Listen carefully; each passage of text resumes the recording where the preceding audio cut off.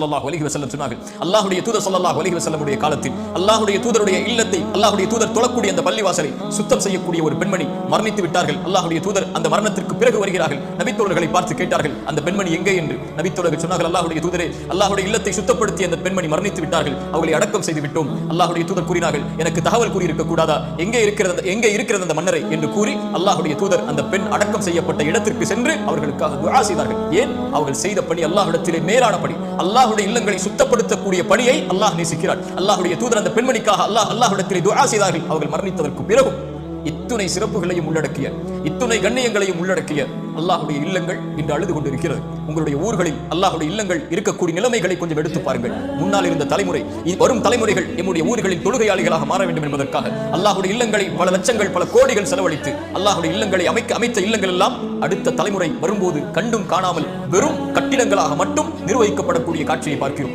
அல்லாஹ்வுடைய இல்லங்களில் உங்களுடைய ஊர்களில் நீங்கள் சென்று அதனுடைய கழிவறையின் நிலைமையை பாருங்கள். உங்களுடைய வீட்டின் கழிவறையின் நிலைமையை பாருங்கள். அல்லாஹ்வுடைய இல்லங்களுடைய கழிவறைகள் எல்லாம் பொது கழிப்பிடங்களை விட மோசமான நிலையில் இருக்கக்கூடிய காட்சியை பார்க்கிறோம்.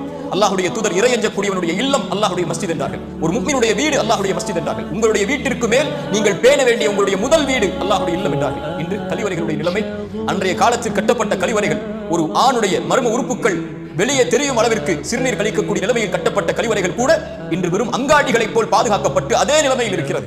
அல்லாஹ்வுடைய வீடுகளுடைய கழிவறைகளை பாதுகாக்காமல், அதை பராமரிக்காமல் உங்களுடைய வீட்டின் கழிவறையை நீங்கள் எவ்வளவு கோடிகளை லட்சங்களை கொடுத்து செலவழித்து எதை வாங்க போகிறீர்கள்? நாளை மறுமையில் அல்லாஹ் இதை குறித்து உங்களிடத்தில் விசாரிக்க மாட்டானா?